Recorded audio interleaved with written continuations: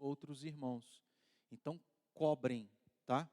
Os outros irmãos para estarem, participarem. E aí eu quero pedir para a igreja cobrar principalmente os homens. Porque na igreja presbiteriana, quem ocupam os cargos de presbítero e diácono são apenas os homens. Então, se os homens não estão presentes, isso é um problema, né? Então, você, mulher casada, puxa a orelha do seu esposo, chama ele para vir para a igreja, na escola dominical, para a gente poder participar desses estudos. Tá joia? Vocês me ajudam nisso? Depois eu dou um pirulito para cada um, tá bom? Meus irmãos, eu já adiantei aqui que, como nós vamos ter um processo de eleição, precisamos entender algumas coisas sobre essa função, né? Tanto do presbítero quanto do diácono. Nós vamos pela ordem, vamos começar falando sobre os presbíteros, e eu me vejo em aperto, porque o que acontece? Eu sou pastor tanto da sede quanto da congregação. Então, esse estudo que eu vou ter que dar aos irmãos, eu vou ter que fazer lá também. E aí o desafio é que, deixa eu pensar assim na maneira que eu falo para não errar o português. Tá errado eu falar para mim? Não, né? Para eu não, para mim. O que eu quero dizer? Que eu sou uma pessoa que quando estou à frente, por incrível que pareça, né? Para pregar e dar estudos, eu vejo tendo uma característica que eu não tenho fora daqui, que é falar demais. Os irmãos já estão um pouco habituados, né? Por exemplo, a gente está estudando 1 Pedro desde o ano passado. São só 5 capítulos. A gente ainda nem entrou no 4º capítulo.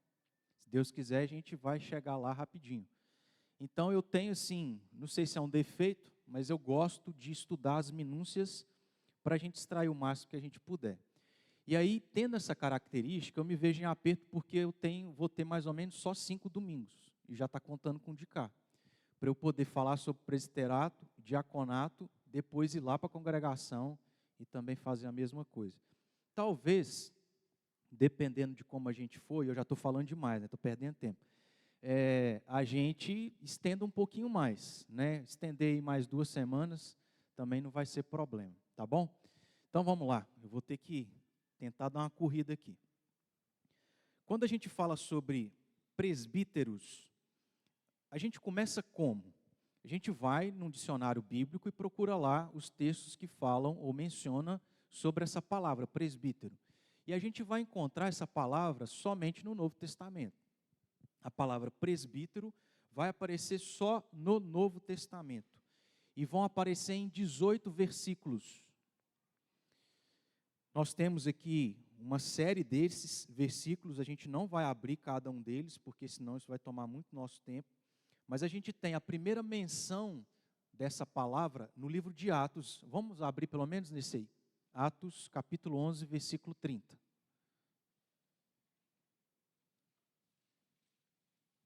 Quero lembrar, irmãos, que estudo, vocês podem ficar à vontade para tirar dúvida, perguntar, participar, porque é importante para a gente entender o que a gente precisa para exercer aquilo que é o nosso dever como membro, que é eleger presbíteros e diáconos. Atos 11, 30. Quem pode ler para nós?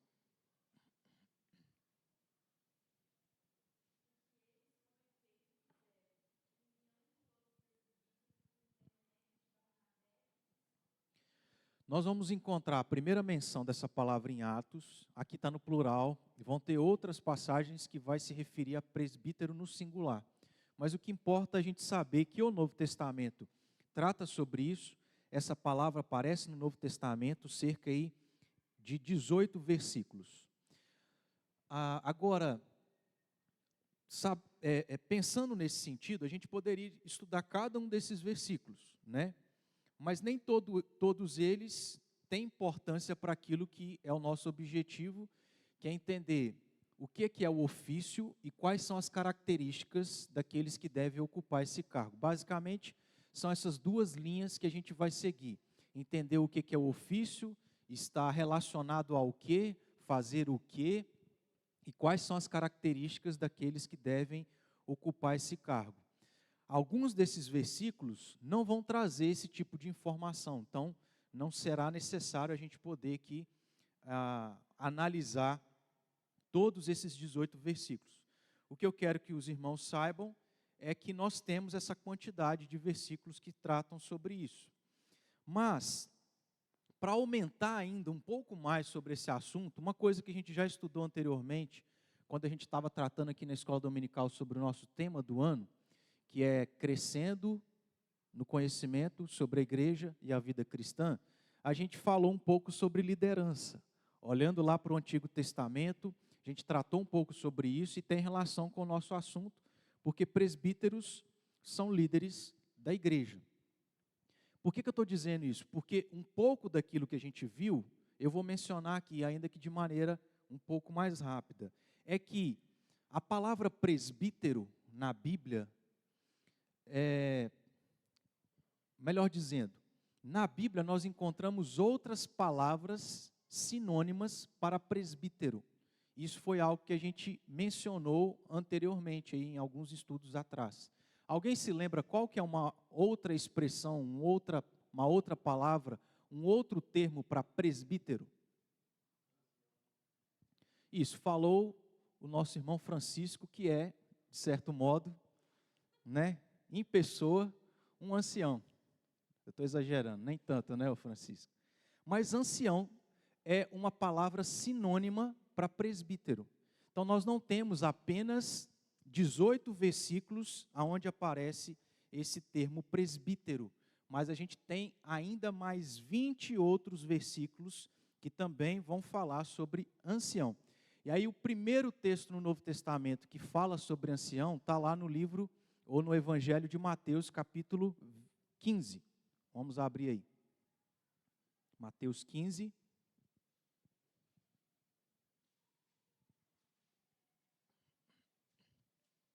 Versículo 2. Quem achar pode ler.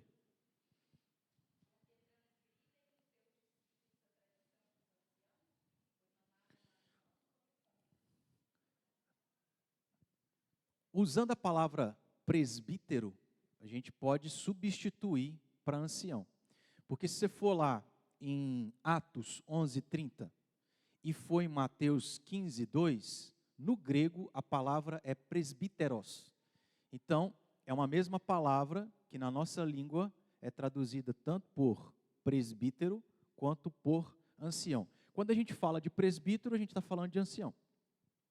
Então a gente vai falar um pouco sobre isso mais para frente, mas eu sou pastor, mas sou presbítero. Se eu sou presbítero, eu também sou ancião.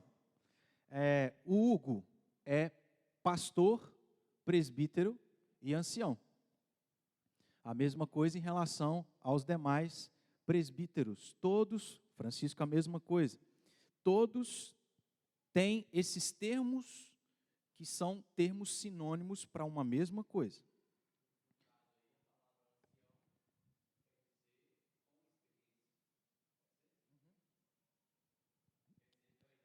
Sim, que foi algo que a gente viu anteriormente e a gente vai mencionar exatamente agora. Abra aí em Gênesis 43, versículo 27. Tanto presbítero quanto ancião é a mesma coisa,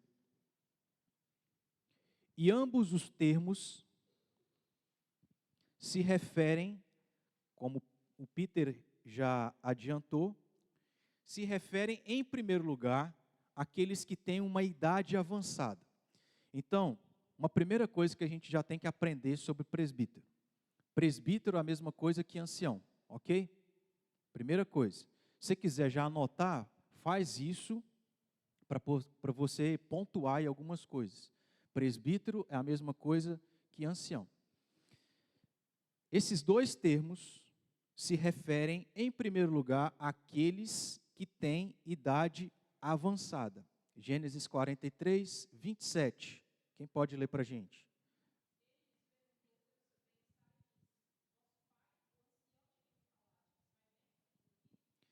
Guarda aí.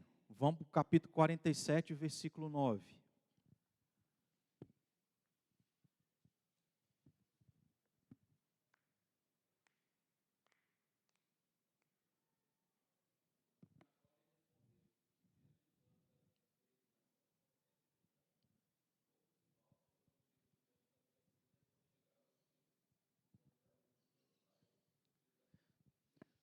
Gênesis 43, 27 está falando sobre Jacó, ou Israel. E lhes perguntou pelo seu bem-estar e disse, aqui no caso é José, quando se encontrou com seus irmãos, se revelou aos seus irmãos, ele pergunta, vosso pai, se eu não me engano é isso, vosso pai, o ancião de quem me falaste, vai bem, ainda vive? Qual que é o termo? Ancião. Aí a gente foi lá para o capítulo 47, versículo 9, a gente tem a comprovação de que o termo ancião era usado para pessoas que tinham uma idade avançada. Porque quantos anos Jacó tinha aqui? 130 anos. Quer dizer que só quem chega a 130 anos é um ancião? Não, né? Mas a ideia é de pessoas mais idosas, de pessoas que têm mais experiência, mais caminhada de vida nessa terra.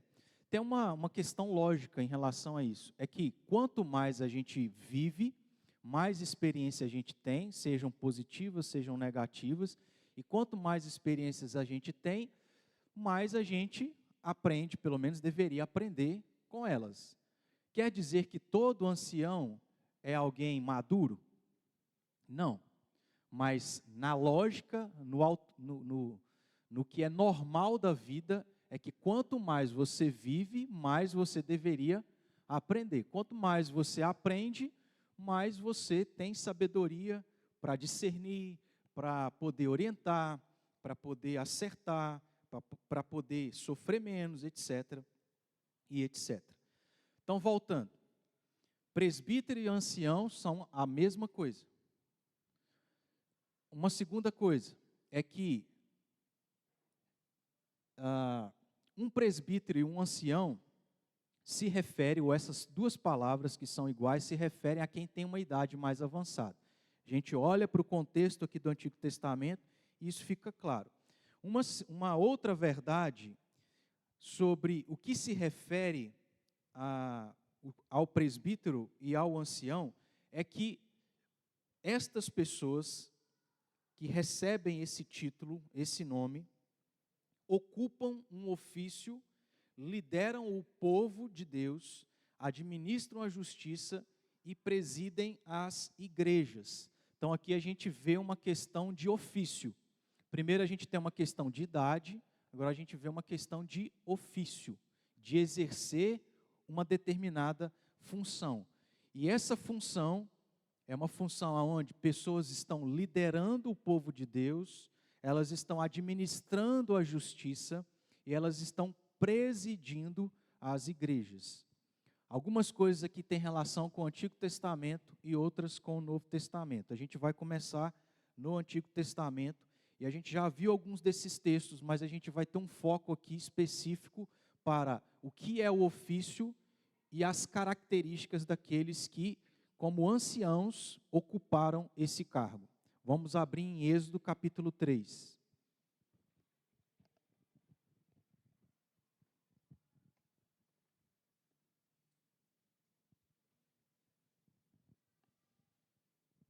Êxodo capítulo 3.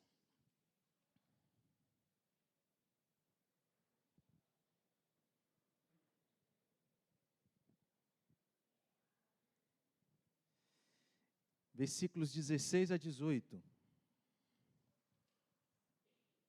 Já no versículo 16, aparece a palavra ancião. No Antigo Testamento a gente não vai encontrar a palavra presbítero, tá? Mas a gente encontra a palavra ancião, que é o mesmo significado de presbítero. Vai, ajunta os anciãos de Israel e dize-lhes, o Senhor, o Deus de vossos pais, o Deus de Abraão, o Deus de Isaque, o Deus de Jacó, me apareceu dizendo, Em verdade vos tenho visitado e visto o que vos tem sido feito no Egito. Portanto, disse eu: far-vos-ei subir da aflição do Egito para a terra do Cananeu, do Eteu, do Amorreu, do Ferezeu, do Eveu, do Jebuseu, para uma terra que mana leite e mel. E ouvirão a tua voz, e irás com os anciãos de Israel ao rei do Egito, e lhes dirás: o Senhor, o Deus dos hebreus, nos encontrou. Agora, pois, deixa-nos ir caminho de 3 dias para o deserto, a fim de que sacrifiquemos ao Senhor nosso Deus. O que acontece aqui? Deus chama Moisés para poder liderar o povo de Israel. E aí Deus diz assim: você vai falar com os anciãos de Israel, com os demais, com os de idade mais avançada. E por que Deus diz para Moisés falar aos anciãos? Porque esses representavam o povo, e eles então passariam a mesma informação ao povo de Israel. Isso fica claro porque quando a gente olha para o texto aqui, onde Deus está dizendo que tiraria o povo do Egito e levaria eles para a terra de Canaã, Deus estava dizendo que faria isso só com os anciãos. Deus libertaria só os anciãos do Egito e os levaria para a terra de Canaã? Não, ele está dizendo isso para todo o povo, mas ao invés de Moisés falar para aquela multidão de israelitas, ele fala com os anciãos, que são os representantes do povo. E aqui a gente vê essa questão da função de um ancião, que era representar o povo e, consequentemente, liderar o povo de Deus.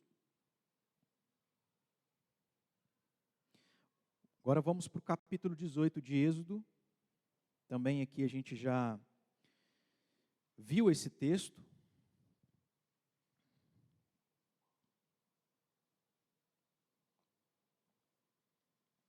E basicamente a gente vai ficar só nele a partir de agora. Mais uma vez o nosso foco é olhar o que esse texto fala do ofício do ancião presbítero, e o que também apresenta para nós e descreve das características daqueles que se tornaram anciãos e, consequentemente, presbíteros lá no Antigo Testamento. Êxodo capítulo 18, versículos 13 a 26. Eu vou ler todo o texto, os irmãos acompanhem, e aí a gente vai depois, versículo por versículo, ou ponto por ponto aqui, observar algumas coisas. No dia seguinte, assentou-se Moisés para julgar o povo. E o povo estava em pé diante de Moisés, desde a manhã até o pôr do sol. Vendo, pois, o sogro de Moisés tudo o que ele fazia ao povo, disse: que é isso que fazes ao povo? Porque te assentas só, e todo o povo está em pé diante de ti desde a manhã até o pôr do sol? Respondeu Moisés a seu sogro: é porque o povo me vem a mim para consultar a Deus. Quando tem alguma questão, vem a mim para que eu julgue entre um e outro e lhes declare os estatutos de Deus e as suas leis. O sogro de Moisés, porém, lhe disse: não é bom o que fazes, sem dúvida desfalecerás tanto tu como este povo que está contigo, pois isto é pesado demais para ti, tu só não o podes. Ouve, pois, as minhas palavras, eu te aconselharei e Deus será contigo. Deus seja contigo. Representa o povo perante Deus, leva as suas causas a Deus, ensina-lhes os estatutos e as leis e faz-lhes saber o caminho em que devem andar e a obra que devem fazer. Procura dentre o povo homens capazes, tementes a Deus, homens de verdade, que aborreçam a avareza. Põe-nos sobre eles por chefes de 1000, chefes de 100, chefes de 50 e chefes de 10, para que julguem este povo em todo o tempo. Toda causa grave trarão a ti, mas toda causa pequena eles mesmos julgarão. Será assim mais fácil para ti, e eles levarão a carga contigo. Se isto fizeres, e assim Deus te mandar, poderás então suportar, e assim também todo este povo tornará em paz a seu lugar. Moisés atendeu às palavras de seu sogro, e fez tudo quanto este lhe dissera. escolheu Moisés homens capazes de todo Israel e os constituiu por cabeça sobre o povo, chefes de 1000, chefes de 100, chefes de 50 e chefes de 10. Estes julgaram o povo em todo o tempo, a causa grave trouxeram a Moisés e toda a causa simples julgaram eles. Na leitura rápida, que você conseguiu identificar essas duas coisas?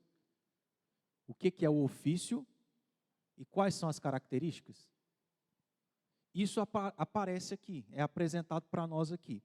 Então, lá no versículo 13, a gente já tem, de maneira resumida, o que significa o ofício de um líder, de um ancião ou de um presbítero. Qual que é a função, dentre tantas, mas de maneira resumida aqui, nesse contexto, é dito. Qual é uma das funções do presbítero ancião? O versículo 13. De maneira resumida. Olha para o texto. Julgar. No dia seguinte, quem era Moisés? Chamado por Deus para liderar o povo, certo? E o que significava, abrangia o que essa liderança de Moisés? Dentre tantas coisas, julgar o povo. Aqui está de maneira resumida o que a gente vai ver sendo descrito a partir dos demais versículos. Tudo que a gente vai ver aqui nos demais versículos se restringe a julgar o povo. Vamos recapitular, para os irmãos pontuarem aí. Presbítero e ancião é a mesma coisa, ok? Ancião significa aqueles que são mais experientes, de mais idade mais avançada. Mas também significa um ofício, cumprir uma função. E no caso, de maneira resumida, essa função é julgar. Fala, Peter.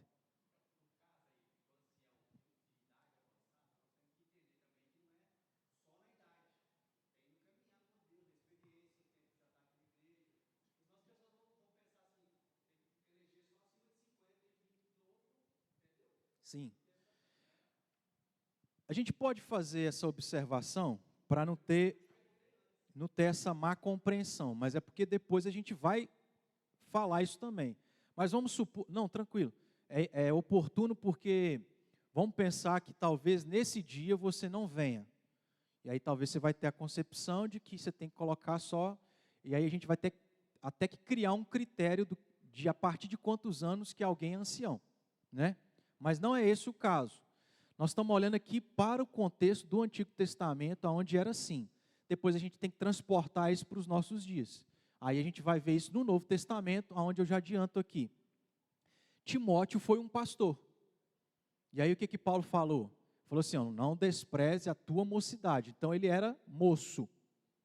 E sobre ele foi impostas mãos, aonde ele foi ordenado para liderar uma determinada igreja. Então ele era jovem.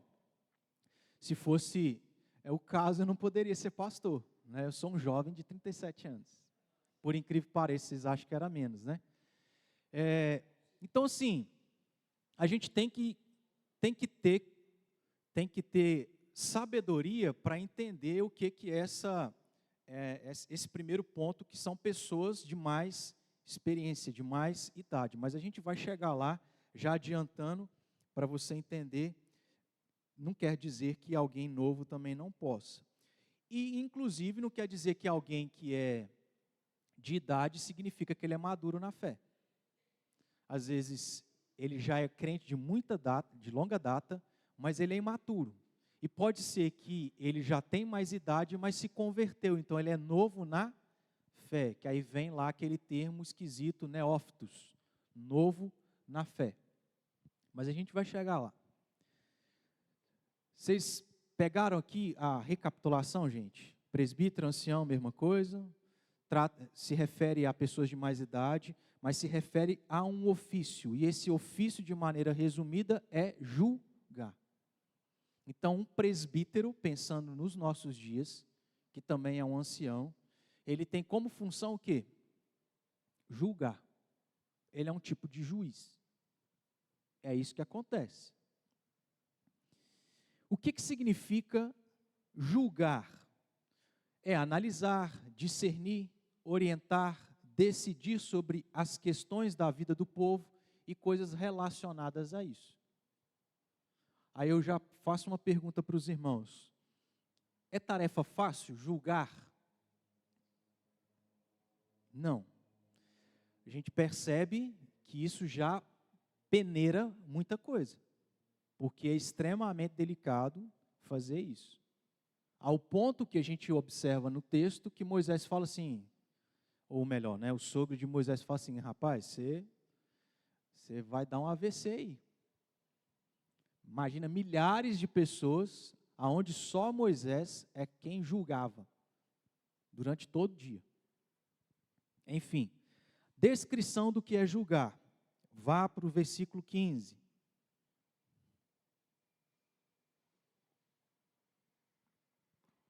Lá no meio do versículo. O que é descrito do que significa julgar? Como que Moisés julgava o povo? Ele diz que o povo me vem a mim para consultar Deus. Versículo 16. Quando tem alguma questão, vem a mim para que eu julgue entre um e outro e lhes declare os estatutos de Deus e as suas leis. 19. Pula lá para o 19. Na metade do versículo aí também. Representa o povo perante Deus, leva as suas causas a Deus, versículo 20. Ensina-lhes os estatutos e as leis e faz-lhes saber o caminho em que devem andar e a obra que devem fazer.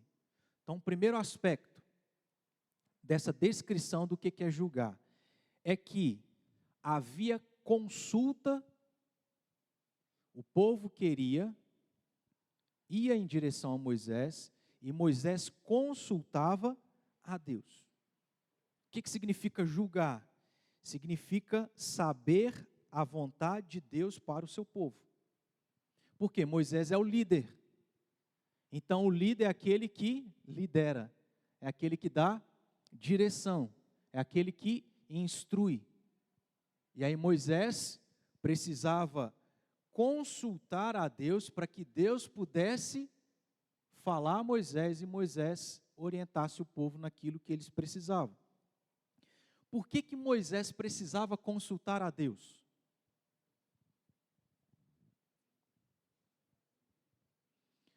Vamos nos lembrar que nós estamos no Antigo Testamento, onde nem o Pentateuco havia sido escrito.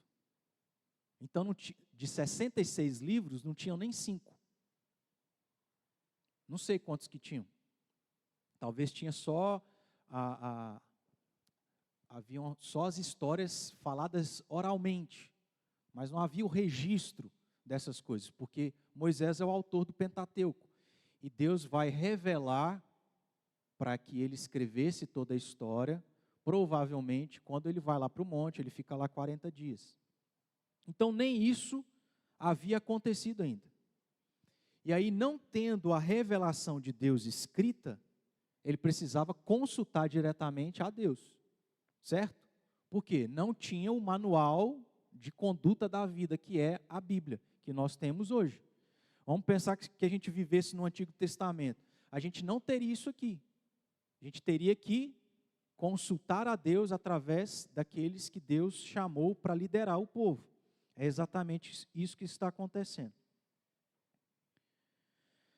O povo tinha os seus problemas, então o povo ia a Moisés, Moisés precisava orientar, e para orientar ele precisava buscar a Deus, consultar a Deus, para Deus dizer, é isso, aquilo outro. Nesse sentido, de Moisés consultar a Deus e perguntar aquilo que o povo precisava ter orientação, isso implica também em oração. Por quê? Falar com Deus é orar. Moisés estava ali falando com Deus, levando as demandas para Deus, Deus falava com ele, e aí o povo era orientado. Pensando em nós, nos nossos dias, Hoje, como nós temos a Bíblia, Deus revelou tudo aquilo que é necessário para a gente saber como que nós devemos viver ou não, o que é certo ou não. Então a gente não precisa consultar a Deus como Moisés fez no passado. A maneira de consultar a Deus é por meio da própria palavra.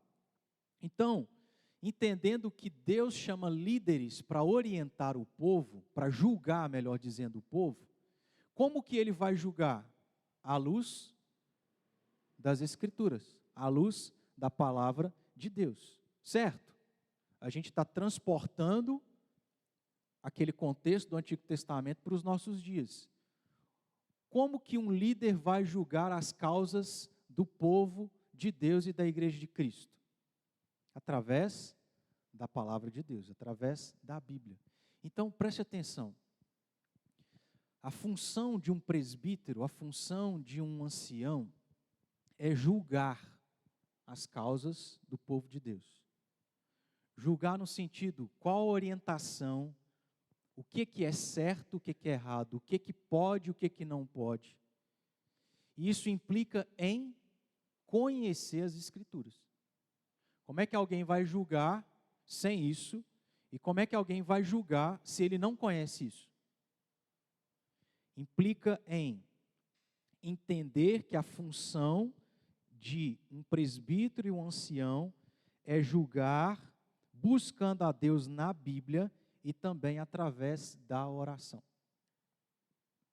Alguém que deve ocupar esse cargo, deve ser alguém que tem que estar ciente que ele está nessa função para julgar, ele está nessa função para julgar de que maneira? Através das Escrituras, ele precisa conhecer, ele precisa entender, ele precisa compreender, ele precisa meditar, ele precisa estudar, mas ele também precisa ser alguém de oração. Vamos lá para 1 Reis, capítulo 3, versículo 16. Entendendo que a função do presbítero ancião é julgar, olha como que isso é difícil. Nós temos um exemplo aqui. 1 Reis 3, 16 a 28.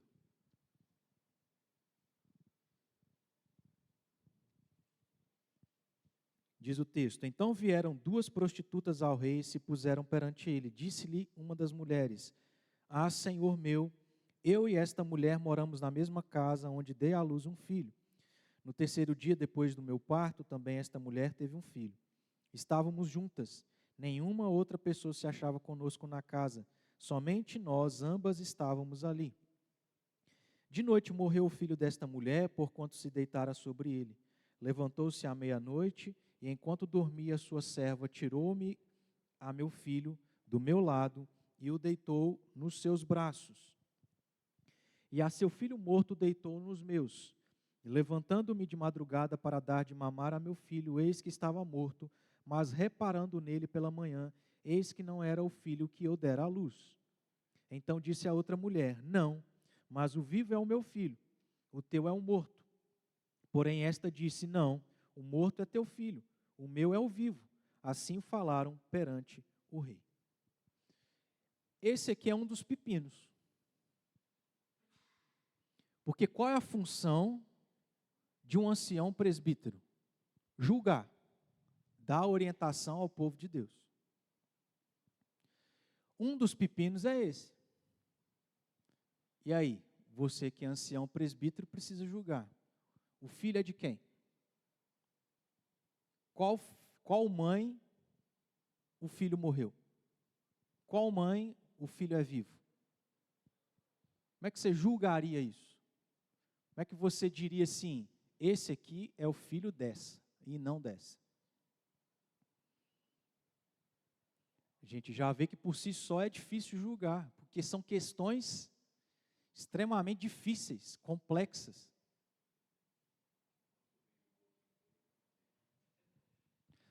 Aí o que a gente vê? Que, já adiantando, como que Salomão conseguiu julgar esse caso? Em uma palavra, o que é uma característica de um líder. Deve ter sabedoria. Em outras palavras, irmãos, líder é aquele que deve julgar, é aquele que deve ter facilidade e conhecimento da Bíblia, deve ser um homem de oração e deve ser alguém que tem, porque não tem como você julgar sem ter sabedoria.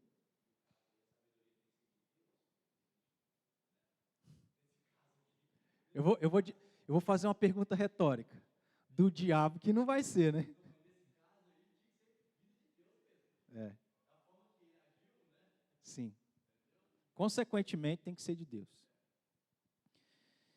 Mas vamos ler aqui, a partir do versículo 23, que eu parei no 22. Então disse o rei, esta diz, este que vive é meu filho, e teu filho é um morto. E a outra diz, não, o morto é teu filho, e o meu filho é o vivo. Disse mais o rei, olha a estratégia, a sabedoria de Salomão. Trazei-me uma espada. O pessoal deve ter pensado assim, o que esse cara quer com uma espada? Trouxeram uma espada diante do rei. Disse o rei, dividi em duas partes o menino vivo e dai a metade a uma e a metade a outra. Pronto. Eu não sei quem está falando a verdade, então vamos resolver que fica uma parte para você, uma parte para outra. Se fosse um objeto, ok, mas uma criança, se acontecer, significa morte. Onde que eu parei? 26. Então a mulher cujo filho era o vivo, deixa eu ver se eu parei, foi aqui mesmo, né? Isso. Falou ao rei, porque o amor materno se aguçou por seu filho, e disse, ah, Senhor meu, dai-lhe o menino vivo e por modo nenhum o mateis. Porém a outra dizia, nem eu, nem teu, seja dividido. Então respondeu o rei, dai a primeira o menino vivo, não o mateis, porque esta é a sua mãe. Vamos parar aqui. Julgar é aquilo que um presbítero ancião tem que fazer, diante dos problemas do povo, aonde ele tem que orientar. Envolve sabedoria, que é o que está dizendo no versículo 28, mas envolve ter essa sabedoria de extrair do coração da pessoa o sentimento e a verdade. Como é que ele fez isso? De maneira muito perspicaz. De uma maneira assim muito malandra, vamos colocar entre aspas no bom sentido. Porque ele levou a mãe a ter o sentimento aguçado de dizer assim, não, pelo amor de Deus, prefiro que fique com ela, mas eu tenho meu filho vivo. E a outra, que já tinha perdido, não, que divida o menino, fica uma parte para mim, a outra para outra. 28 diz, todo Israel ouviu a sentença que o rei havia proferido e todos tiveram profundo respeito ao rei, porque viram que havia nele a sabedoria de Deus para o ofício de um líder, presbítero e ancião é julgar, fazer justiça, dizer o que é certo e o que é errado. Então precisa de sabedoria da parte de Deus para fazer justiça. Veja que quando um líder age de maneira justa, certa, qual que é o resultado? Ele ganha o respeito. Aí, irmãos, vamos para o capítulo 3 de 1 Reis.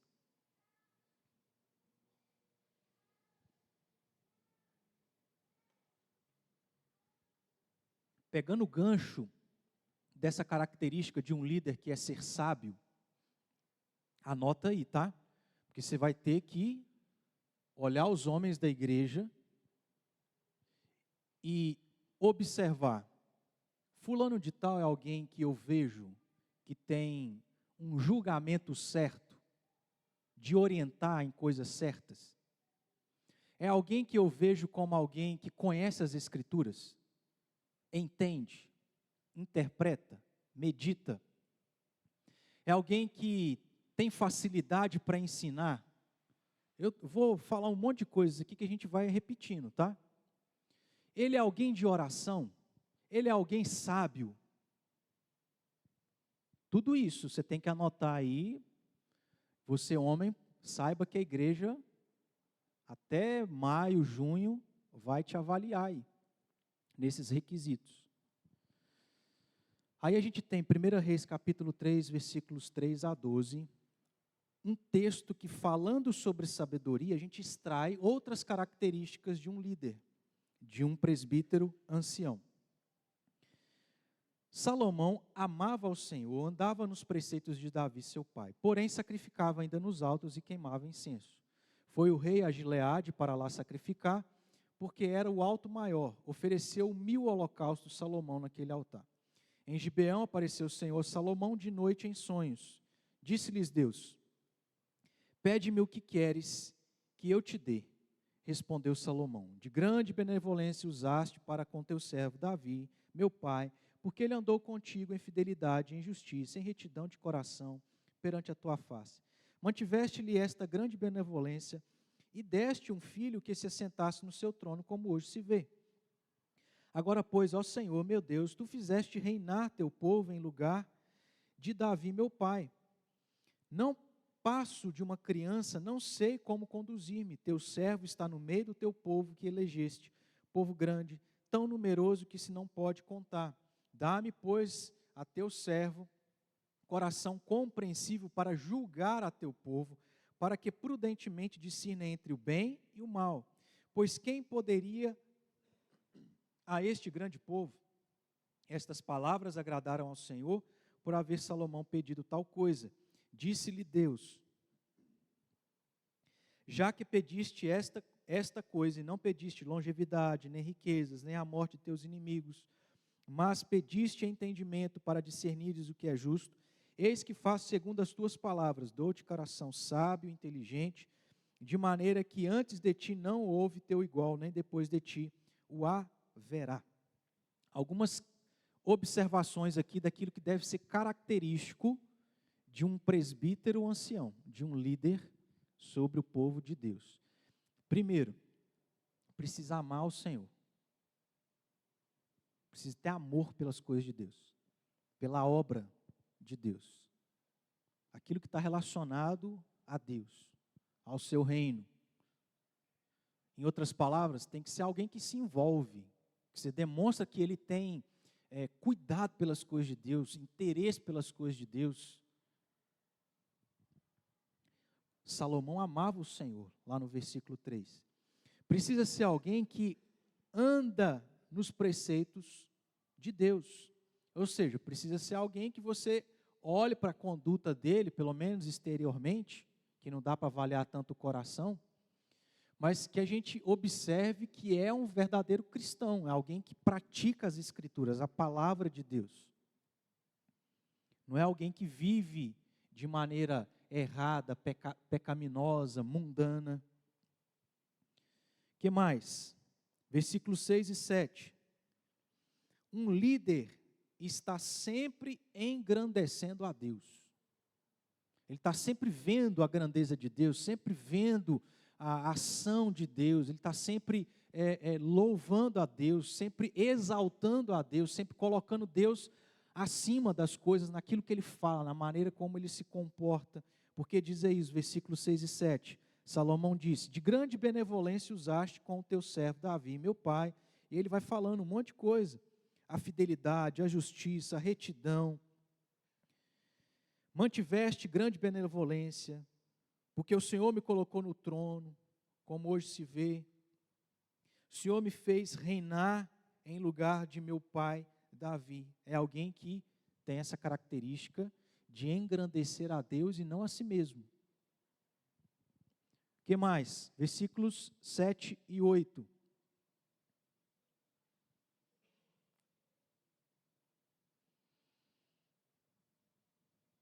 Não passo de uma criança, não sei conduzir-me, teu servo está no meio do teu povo que elegeste, povo grande, tão numeroso que não se pode contar. A característica de um ancião presbítero é alguém humilde. Se alguém que engrandece a Deus, ele diminui a si mesmo. Então não é alguém que fica se colocando no pedestal, dizendo as obras que fazem, o quanto que ele é bom, o quanto que ele tem isso, aquilo, outro. é alguém humilde, que tem temor e senso de responsabilidade, porque Salomão fala assim: quem sou eu para poder liderar esse povo? Que é o povo de Deus. Eu não dou conta. Então ele tem esse temor, esse medo, esse receio, porque a responsabilidade é grande. E ele tem humildade em reconhecer tudo isso. 9 a 12, uma outra característica. Perceba que Deus chega para Salomão e fala assim: pede o que você quiser. O que nós pediríamos? Dependendo daquilo que você, melhor, né, dizendo, aquilo que você pede demonstra aquilo que você é. Salomão podia ter pedido um monte de coisa, mas ele não tem anseio por coisas outras que não cumprir a vontade de Deus de maneira fiel. Ele não está pensando em si, ele está pensando em Deus e no povo de Deus. Por quê? Ele podia ter pedido um monte de coisa. Ele pede sabedoria para julgar o povo. Ele pede algo a Deus para auxiliá-lo em cumprir com o seu ofício.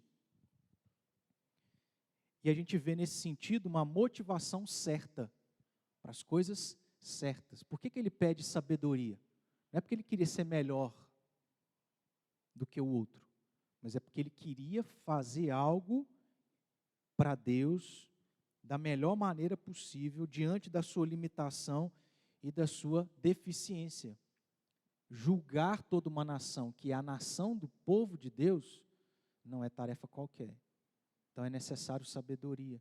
Ele tem a motivação certa. Isso aqui é extremamente importante, porque tem muita gente que quer ocupar cargos de poder por motivações erradas, pecaminosas, do próprio coração, para se sentir importante, para poder ter força, para poder ter poder. Essa motivação está certa? E a gente tem que ir avaliando, no meio da igreja, comportamento das pessoas, se a motivação é unicamente para Deus ou é para si mesmo.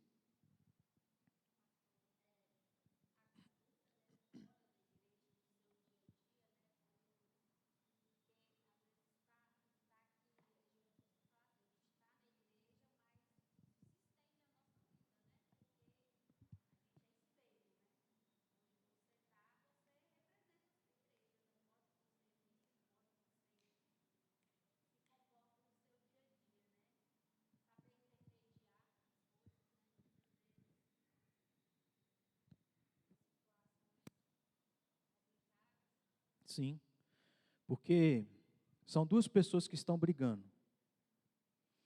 Um bom líder é aquele que, ao invés de pôr fogo, pôr a mão assim, quem cuspique primeiro, né? Não, ele vai apaziguar o negócio, precisa de sabedoria, e ele vai resolver a questão.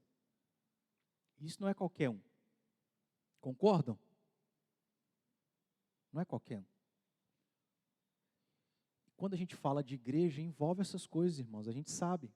Você sabe, não sabe?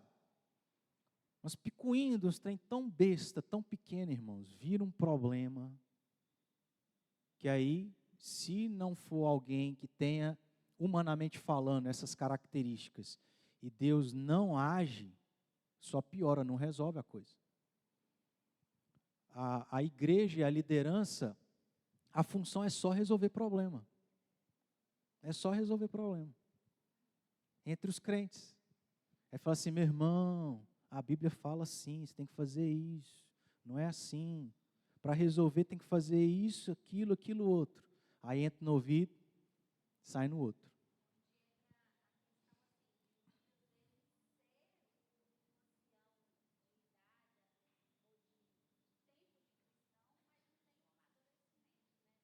Exato. Exato. E como que se amadurece na fé? Irmãos, é leitura da palavra e prática da palavra.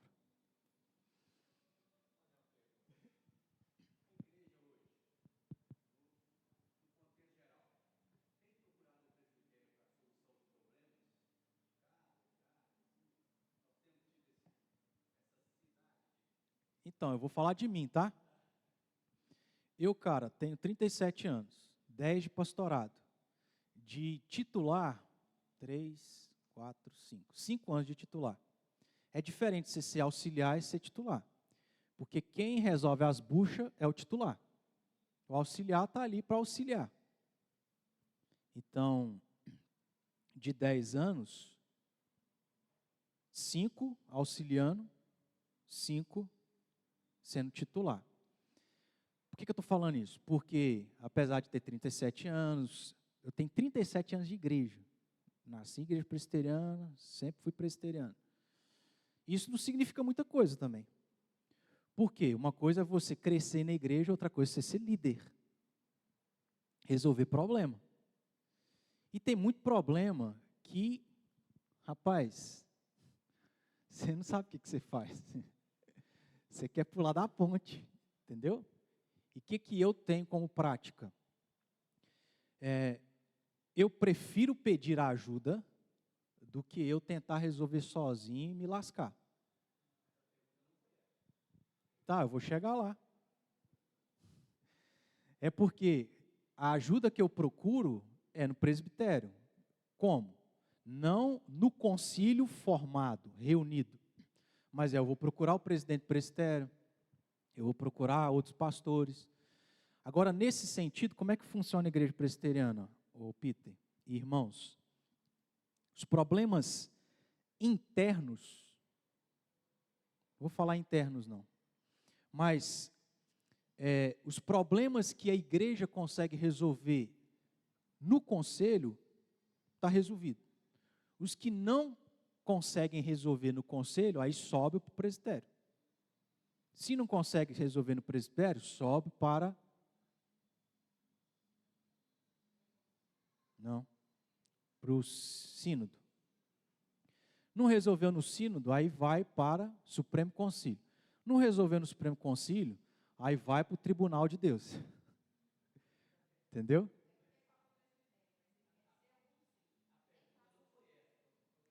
Ah.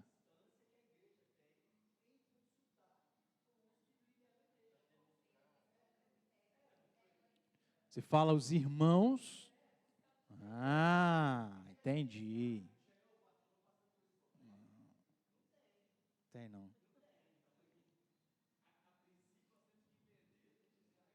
Cara, para de adiantar meus assuntos, velho. Vou falar disso. Eu vou chegar lá também. Mas sim, bom ponto, irmãos. Porque esse estudo não fala só sobre o ancião e o presbítero, consequentemente pastor, etc., liderança. Mas fala sobre nós. E aí veja, como que é problemático. Toda a igreja está aqui? Não está, isso é lamentável. Não estou te autorizando a fazer isso não, só para vocês entenderem. Não venha na escola dominical ao longo do ano, mas vem pelo menos nos 5 estudos sobre a eleição, porque você vai ter que eleger as pessoas. Não eleja pessoas que não devem ocupar o cargo, porque vai dar trabalho para a igreja, para você, para o conselho, para o pastor, para o presbitério. Só fechar isso aqui. Então, isso fala conosco. Porque se a gente entende qual é a função de um ancião presbítero, eu não vou ficar cobrando do ancião presbítero aquilo que não é função dele. Primeiro ponto. Segundo, eu vou entender que a função dele é julgar. Não pega julgar como algo ruim. A gente está usando o termo aqui, mas traduz o termo de te ajudar nos problemas. Deus, presta atenção, gente. Deus lá na eternidade falou assim: vou escolher o Erickson para resolver os problemas da igreja. Ajudar a resolver os problemas da igreja. Se a gente não entende isso e não faz aquilo que o Peter pontuou, você está sendo falho. Porque os líderes foram colocados e dados por Deus para isso. Certo? Felipe, depois você fala.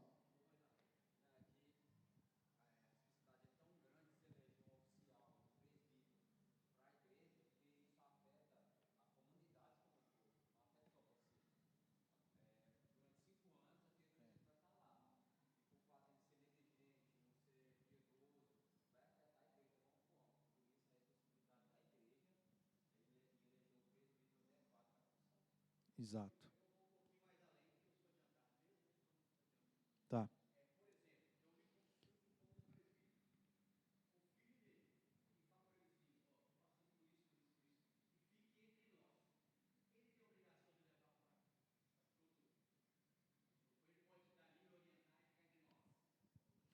Depende. Então, aí a gente tem que levantar os tipos de caso.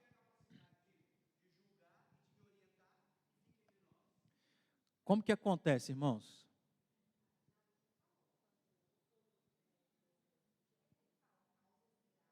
Uhum. Sim. Como que acontece? A, a liderança da igreja são os pastores, que são os presbíteros, que são os anciãos. Então, todos nós temos a mesma função, não tem diferença nenhuma. Eu já estou adiantando coisa aqui também. Nesse sentido, todo o conselho, que são os presbíteros, junto com o pastor, que pastor e presbítero é a mesma coisa, ancião é a mesma coisa, tá?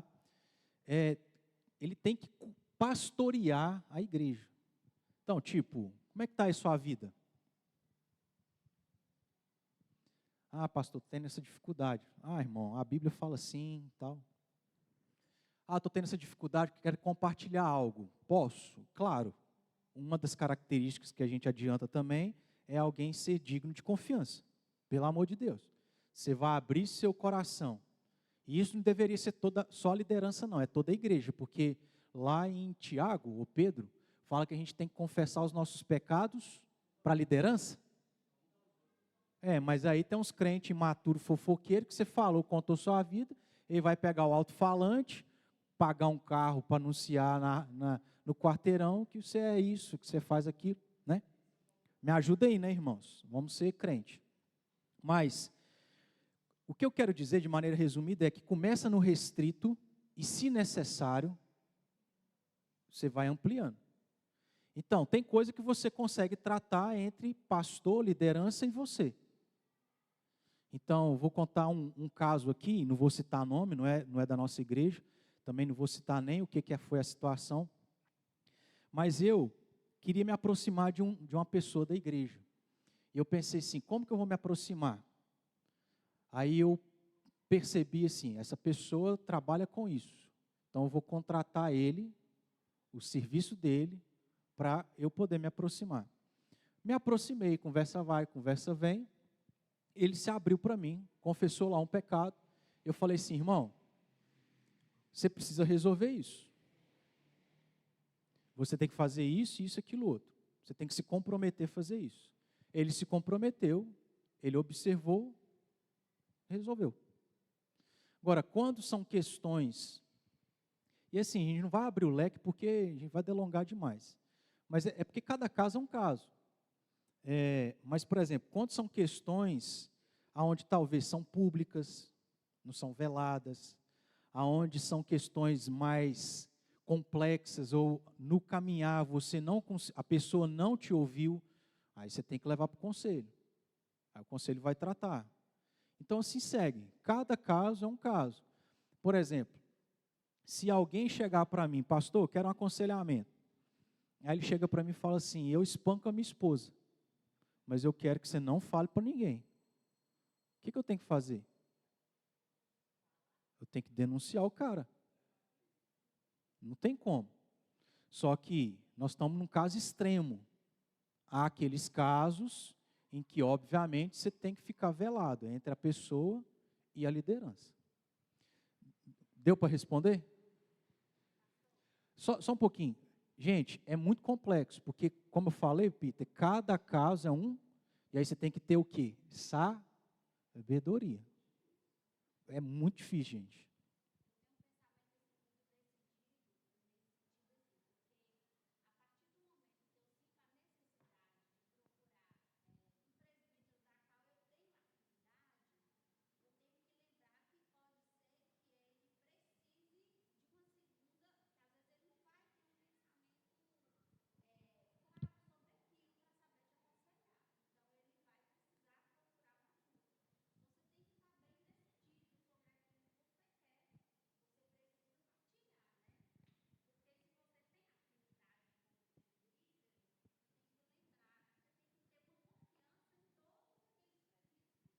Sim.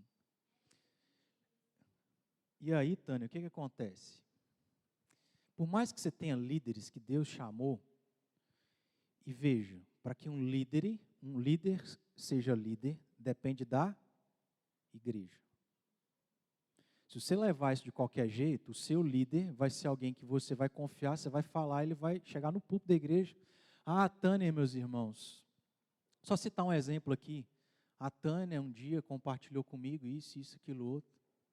Aí vai querer enfiar a cara aí no chão, né? Mas, pensando num líder que entende o seu papel e é eleito pela igreja da maneira certa,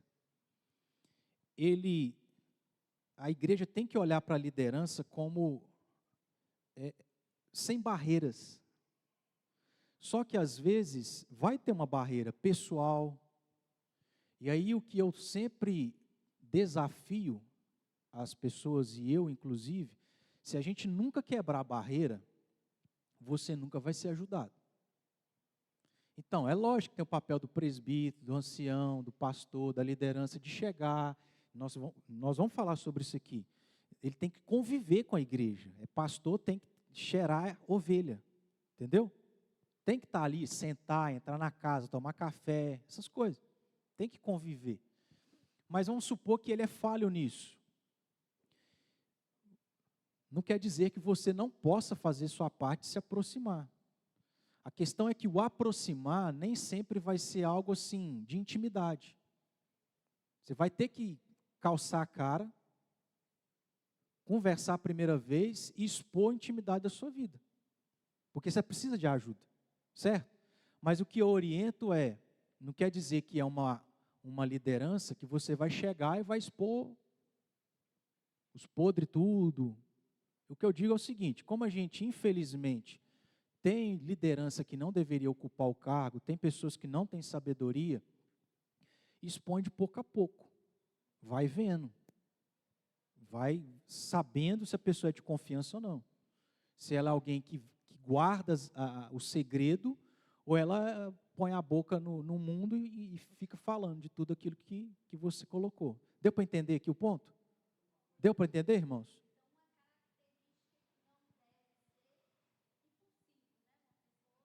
Sim. A gente sempre vai ver coisas que estão relacionadas com outras, entendeu?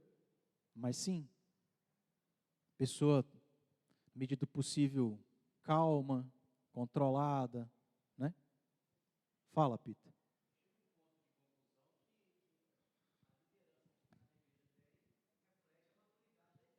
Claro. Porque quem elege a liderança é a igreja. Por isso que eu lamento, a igreja não está cheia. E aí isso já diz muita coisa da nossa igreja.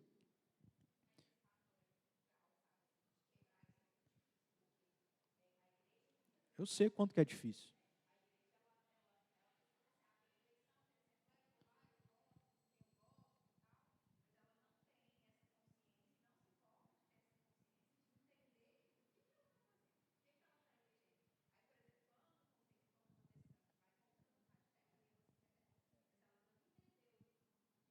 Sim. E aí, isso mostra o problema ainda maior, o Eduardo, que é o seguinte: se o membro, quando o conselho toma uma decisão que a pessoa não concorda, isso demonstra que ela não entende o que é o sistema da igreja presbiteriana. O que significa o nome presbiteriano, que eu já falei aqui. Presbiteriano significa pessoas que representam a igreja. Então, quem você vai colocar vai representar seus interesses. É assim que funciona. Não é igreja congregacional. Igreja congregacional é igreja batista. Se você quer ter voz para decidir tudo, vai para a igreja batista. Porque na igreja presbiteriana, quem decide é o conselho. Sim. Exato.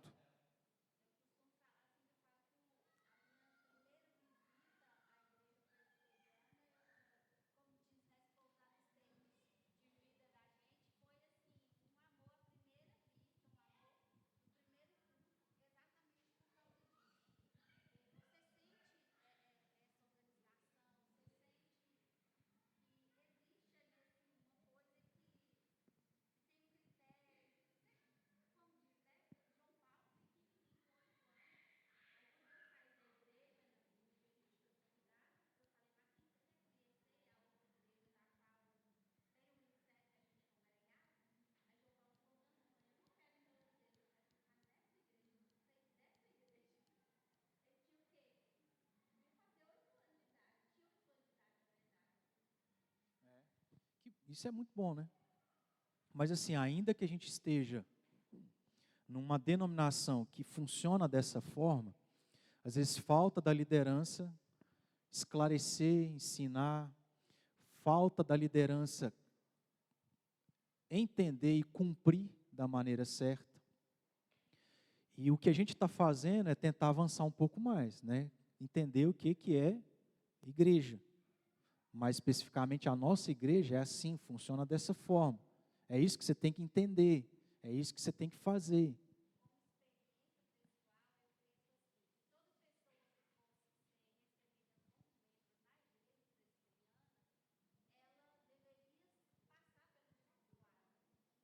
Deveria não, tem que passar.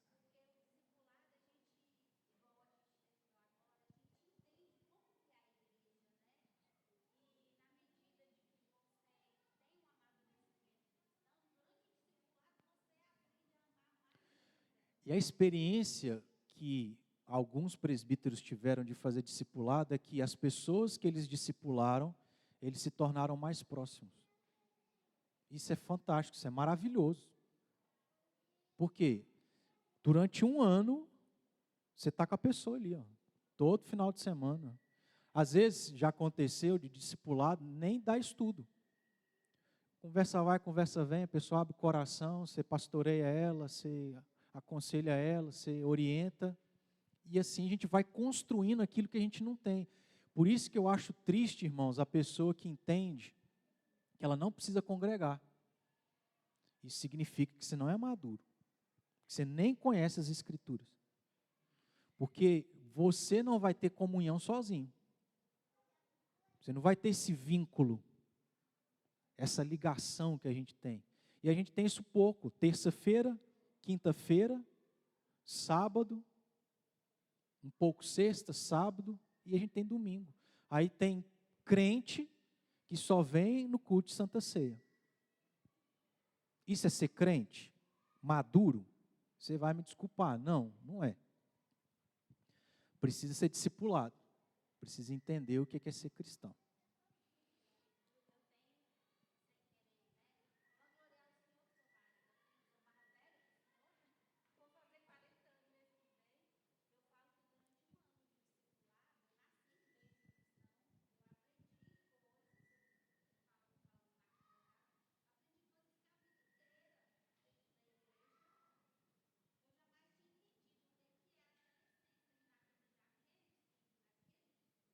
Isso aí é o quê? Tempo, Tânia. Você não pode ter pressa, gente. É convívio. Convívio, você tem pressa de conviver com os outros? É convívio, né? E aí o que eu quero aproveitar do que a Tânia falou? É aquilo que alguém fez por você e foi bom, qual que é o seu papel? Fazer com o outro. Porque é assim, gente, nós estamos na igreja, está todo mundo perdido. Muitas vezes, está todo mundo perdido.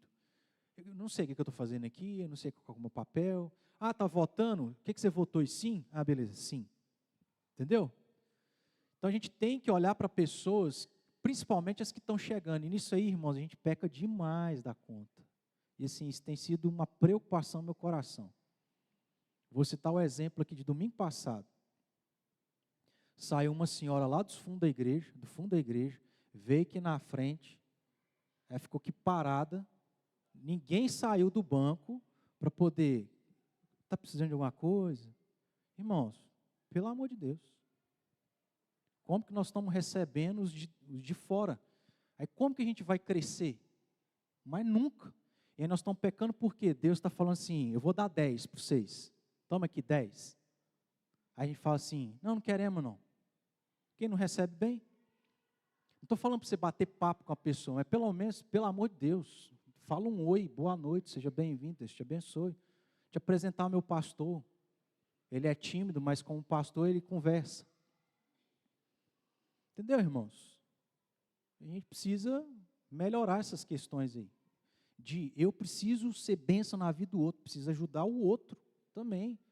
Eu não recebi isso, eu cresci na igreja presbiteriana, eu não recebi isso, Tânia. Eu me tornei pastor, irmão, sem saber o que é ser pastor. Eu estudei 4 anos de seminário, em crise, todo ano em crise, querendo deixar de ser pastor. Até hoje eu tenho umas crisezinhas. Porque, assim, o que eu tenho que fazer? É tanta coisa. E se a gente não dividir as coisas, você fica doido mesmo. Se for só o pastor para fazer, vai ser igual Moisés, as devidas proporções. Vai infartar. Que é tanta coisa, você não dá conta. E aí você vai pensar assim, na hora que eu for para o céu, Deus vai falar assim, você não fez isso, fez naquilo outro, não fez. Fala assim, ó, só vai para entrar para o céu porque Jesus morreu por você. Que a gente deixa de desejar em tanta coisa, né?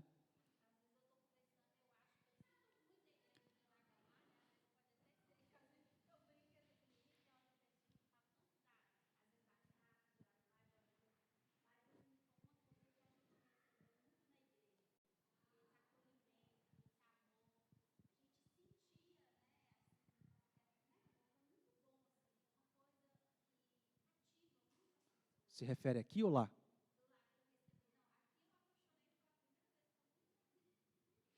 Mas, irmãos, olha, eu de vez em quando tenho perguntado às pessoas mais novas da igreja como que elas se sentem no nosso meio. E às vezes o que elas falam é que elas estão sozinhas. Eu me envergonho disso. Isso me entristece. Porque a gente não está recebendo as pessoas. Você não está passando para o outro aquilo que você recebeu. Mas vamos parar por aqui, né? Mas que Deus incomode o nosso coração para isso. É.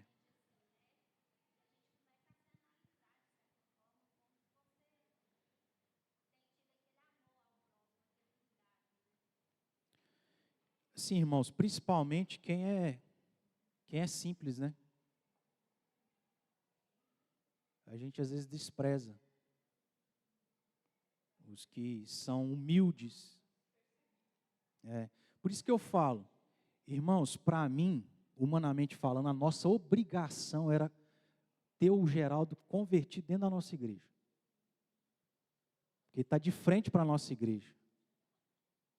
E a minha oração, toda terça-feira, pelo menos, é para Deus converter o coração dele. Se a gente não conseguir alcançar ele, nós vamos alcançar quem? Claro. A parte dele é a parte dele. Estou falando a nossa parte, que é deficiente. Nossa parte é deficiente.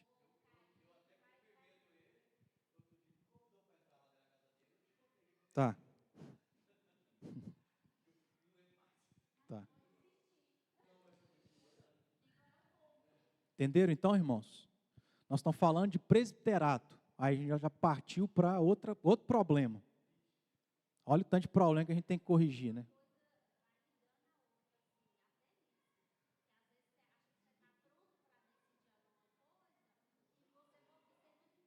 Tem que voltar lá atrás. Aí veja como é que é sério. Porque eu falei isso aqui em algum momento. Se a igreja não tem homens aptos para ocupar um cargo de presbiterato, a gente tem que voltar atrás, tem que virar congregação. Se a gente fosse levar a risca, Tânia, talvez a gente tenha que voltar à congregação para começar lá embaixo. Para depois, entendeu? Porque nós estamos errados em muita coisa. Irmão, só uma última coisa aqui, para fechar essa parte, porque eu não vou conseguir terminar, né? Já é 10h37, falta 2 páginas e meia. E tem um monte de texto aqui. Mas eu só quero aplicar uma coisa em relação à sabedoria. Depois eu vou fazer para ajudar os irmãos, tá? Depois eu vou colocar lá os pontos do que é o ofício, das características. Se você não anotou, se você não captou, para depois você lá ter isso aí e olhar para os homens e falar, checklist, isso aqui. Tá bom? Se não tiver ninguém, é o que eu falo, não vota em ninguém. Melhor do que depois dar trabalho para o pastor, para o conselho, para a igreja.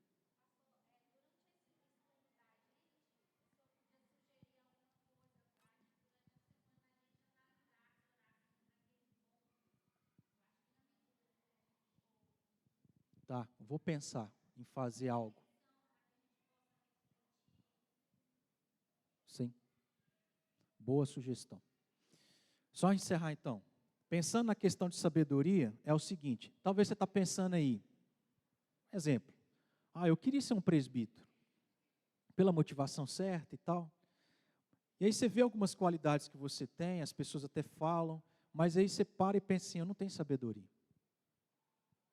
Aí eu te falo, você acha que eu tenho? O que eu faço?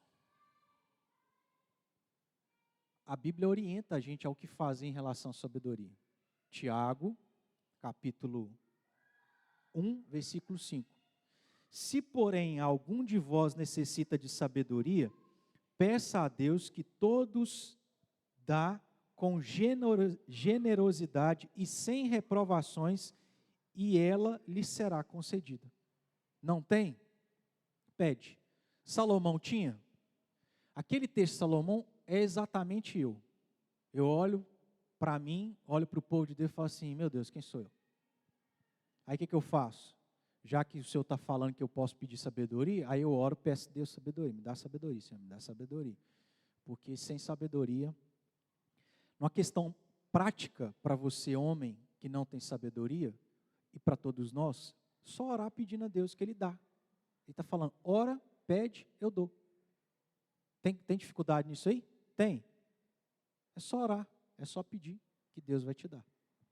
Ok, irmãos? Vamos ter que parar por aqui, por isso que eu fico em aperto. E aí eu estou falando isso não é porque os irmãos não devem participar, tá? Não é isso. Eu gosto. E eu não tenho pressa, mas pensando no nosso cronograma, limitar 5 domingos, eu tenho dificuldade. Às vezes a gente faz eleição lá em dezembro, né? Só que aí o conselho vai ficar só com 2 presbíteros ou 3? Só 2 presbíteros, pastor e 2 presbíteros. Dá para funcionar assim, mas não é o ideal.